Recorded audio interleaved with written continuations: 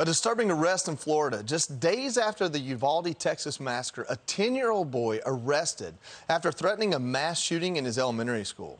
Here to react, Florida Congressman and National Guard Colonel Michael Waltz. Colonel, welcome to the show. Thanks for joining us this morning. I know, thanks, Joey. You're down there in Florida. Let me read this real quick from the county sheriff, the Lee County Sheriff. This student's behavior is sickening, especially after the recent tragedy in Uvalde, Texas. Making sure our children are safe is paramount. My team didn't hesitate 1 second to investigate this threat. Now is not the time to act like a little delinquent. This child made a fake threat, and now he's experiencing real consequences. Just real quick, let me get your reaction. Yeah, Joey. Well, look, my hat's off to Sheriff Marcino and his deputies.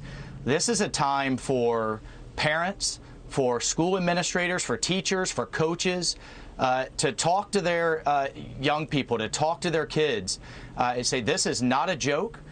We are not to play around, not even texting, posting, kidding in the hallway. You will, as the sheriff said, you will face very real consequences. You will go to jail. And I think across the country, this is a time for adults to step in. This is a time for parenting.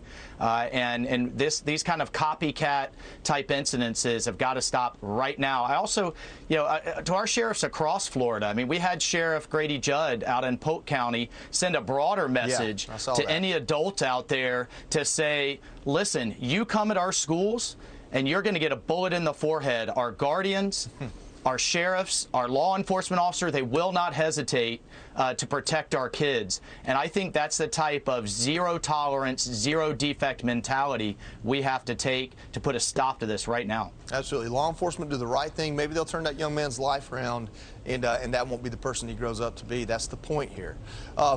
Representative Waltz, real quick, it is Memorial Day. You've spent time in the military. You're a colonel. I know you've got a Memorial Day message. How about you share that with us? Well, yeah, Joey, as you well know, this is a tough day for all of us. I wear the bracelet for one of my Green Berets, Staff Sergeant Matt Pacino, who took point on every mission until an IED finally got him. He was out riding ahead, actually, on a all-terrain vehicle, a motorcycle, basically, so that he could scout ahead and see tripwires. Obviously, sadly, he missed one. Or Brian Woods, who had premonitions of his own death, but yet was charging a Taliban position. He wasn't hiding in the back, even despite those premonitions. He was charging a position to save his men. Look, I would just ask everyone out there two things. When you see a veteran, take an extra step and thank the families. The families bear the burden of all of this. Either we don't come home, we come home missing limbs, as you did, or we come home forever changed mentally. Either way, those are three bad choices. It's a team effort, and the families bear the burden. And the second, Joey, every day that I put this bracelet on, I go up to the Capitol, I tell myself to be worthy. And that's my message to all Americans. That's exactly right. Be worthy of their sacrifice. Be worthy of those men and women that are out there right now prepared to die for all of us and for the values of that flag.